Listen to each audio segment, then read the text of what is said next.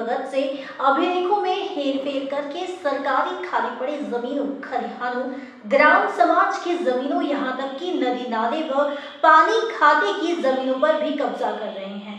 ऐसा नहीं है कि मामले सामने नहीं आते, लेकिन नोटों की गड्ढियों के नीचे दबा दिए जाते हैं।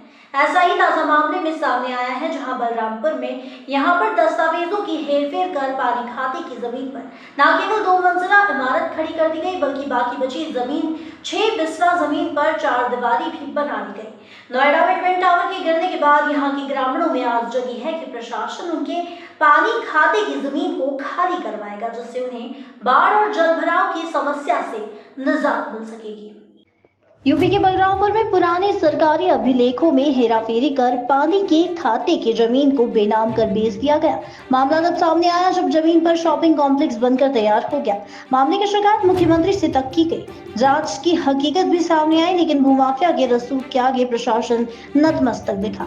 मामला है तुलसीपुर थाना क्षेत्र के लालनगर सिपाही गाँव का, जहाँ इलाका बाढ़ग्रस्त इलाकों की श्रेणी में आता है। इसलिए पुराने अभिलेखों में तमाम नाले, पुल और पुलिया और पानी निकलने के रास्ते बनाए गए। इसी तरह पानी के खाते में दर्ज है गाटा संख्या 664।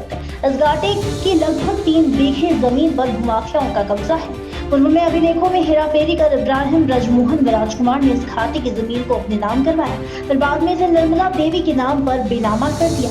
निर्मला देवी ने इस पानी के खाते की जमीन पर कब्जा कर शॉपिंग कॉम्प्लेक्स बनवाकर किराए पर दे दिया और बाकी बची जमीन पर बाउंड्री उठवा दी। मामला तब सामने आया जब गांव के ही अवधेश कुमार, जलालुद्दीन, मंगल वर्मा, संजय कुमार, मेहंदी हसन सहित 2 दर्जन लोगों ने मामले के अभिलेखों के साथ लिखित शिकायत मुख्यमंत्री से की। सीएम कार्यालय के मामले में जांच उप जिलाधिकारी तुलसीपुर को सौंपी गई। तहसीलदार व लेखपाल ने जब जांच की तो मामला सही पाया गया, यानी अभिलेखों में हेराफेरी कर पानी के खातों की जमीन बेच दिया गया और अब उस पर निर्माण किया जा रहा है। सुप्रीम कोर्ट की रूलिंग और आदेश है कि नदी नाले पानी के खाते की जमीन का बेनामा नहीं हो सकते, न ही इस तरह जमीन का उपयोग को किसी भी दशा में बदला जा सकता है। इसलिए भूमाफियाओं ने अभिलेखों में हेराफेरी कर मामले को अंजाम दिया है। सरकारी जांच भी हो गई, हकीकत भी सामने आ गई, लेकिन जिला प्रशासन भूमाफियाओं के सामने नतमस्तक है और भूमाफियाओं की रसूख के आगे कार्यवाही करने से डर रहा है। एक पानी का खाता जिसका गाटा संख्या 41 व 45 आधार से खतौनी में पानी दर्ज हुआ, उस पर जालसाजी करके उसको बैनामा लिया गया। बैनामा लेने वाली निर्मला देवी हैं, पत्नी रामकृष्ण। इसकी जांच हुई, मुख्यमंत्री द्वारा आदेश हुआ, जांच में पाया भी गया और गांव वालों ने बयान भी दर्ज किया। इस पर 2 मंजिला बिल्डिंग बनी हुई है जिसको ध्वस्त कराया जाए।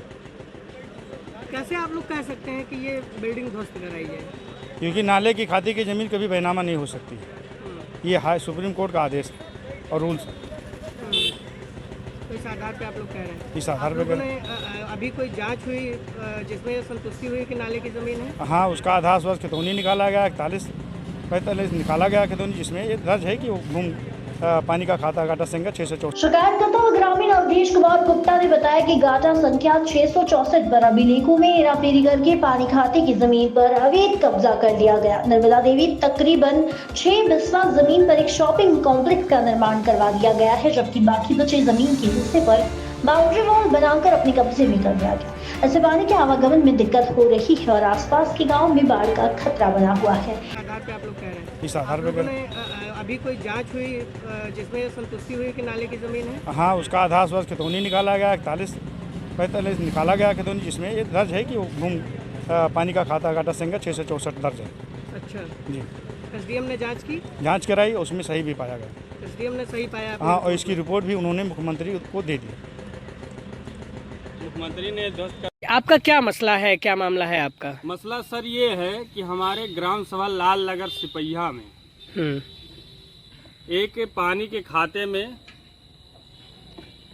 घर बना लिया है भूमाफिया, जिसका नाम निर्मला देवी पत्नी रामकृष्ण है। चकबंदी के दौरान डायरेक्ट बिना कोई आदेश का उसके नाम से पानी के खाते में जमीन ऑर्डर कर दी गई।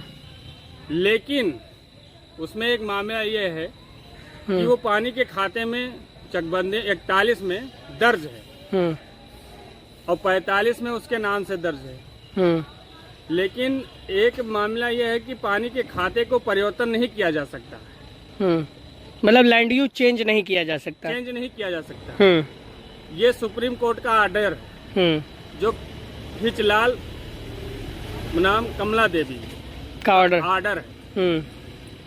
मुख्यमंत्री जी से मेरा एक निवेदन है कि नोएडा में इतनी बड़ी इमारत अवैध जमीन में बनी थी, उसको गिरा दी गई, तो इसको क्यों नहीं गिराया गया।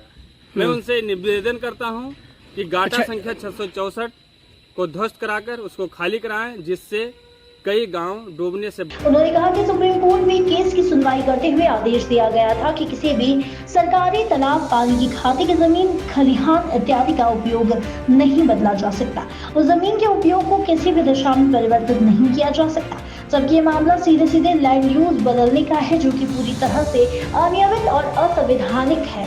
नोएडा में ट्विन टावर गिरने के बाद हम लोग में आस जगी है और सरकार इस जमीन पर भी कराए गए अवैध निर्माण को ध्वस्त करके पानी खाते को खाली कराएगी। जिलाधिकारी डॉक्टर महेंद्र कुमार ने इस मामले पर कहा कि उच्चतम न्यायालय के आदेश के अनुसार मामले की जांच की जा रही है। सभी प्रकार के दस्तावेजों को जांचा जाएगा। फाइनल रिपोर्ट आने पर ही आगे की कार्यवाही भी की जाएगी।